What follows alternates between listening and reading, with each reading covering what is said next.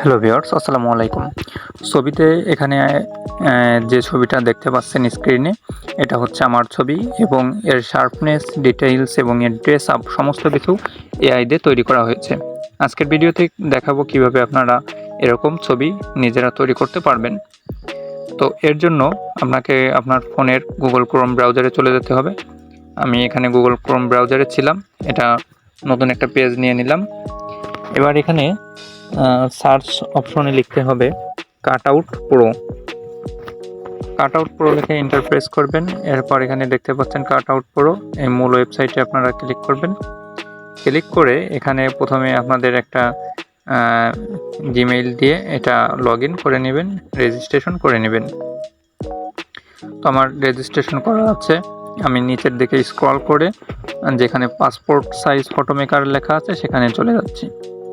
তো এখানে নিচের দিকে স্ক্রল করলে আপনারা পাসপোর্ট সাইজ ফটো মেকার পেয়ে যাবেন।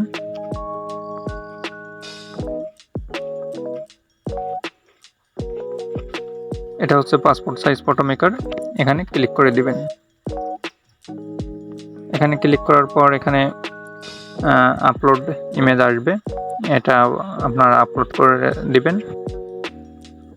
যে ছবিটা আপলোড করতে যাচ্ছেন এখান থেকে সিলেক্ট করে দিবেন। আমি এখানে ছবি সিলেক্ট করে দিয়েছি।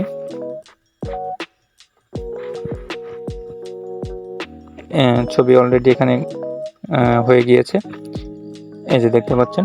এবার এখান থেকে ফটো স্পেসিফিকেশনে এটা বাংলাদেশ সিলেক্ট করে দিবেন, তাহলে বাংলাদেশি সাইজ হয়ে যাবে। এরপর আছে কালার, ব্যাকগ্রাউন্ড কালার আপনারা যে কোনো কালার চুজ করতে পারেন, সাদা, ব্লু, যে কোনো কালার চুজ করতে পারবেন। এর পাশে আছে ড্রেস, এখান থেকে আপনারা ড্রেস সিলেক্ট করতে পারবেন। এখানে অনেক রকমের ড্রেস আছে, আপনারা আপনাদের পছন্দ মতো একটা ড্রেস আপনারা চুজ করতে পারবেন। তো আমি যদি এই ড্রেসটা দিই তাহলে একটু সময় নেবে, দেখুন সময় নিয়ে ড্রেসটা কিন্তু সিলেক্ট করে নেবে, একটু অপেক্ষা করতে হবে।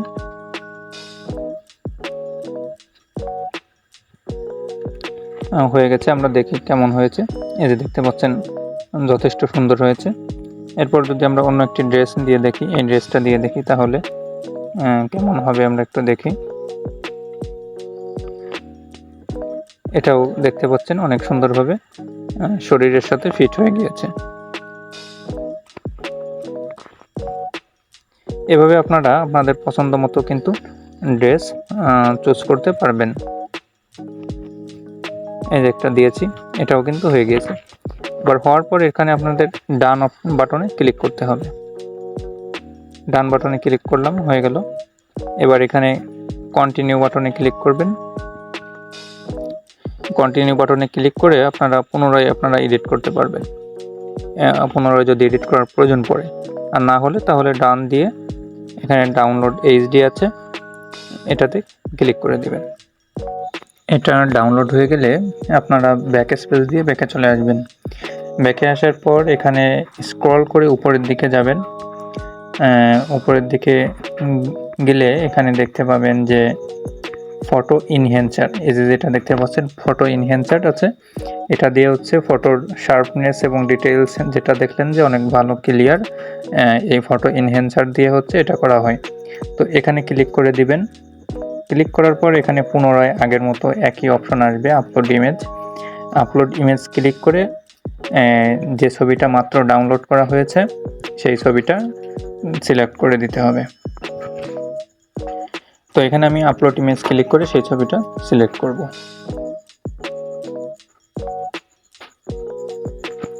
মাত্র এই ছবিটা আমি হচ্ছে ডাউনলোড করেছি, সেই ছবিটা আপলোড দিলাম।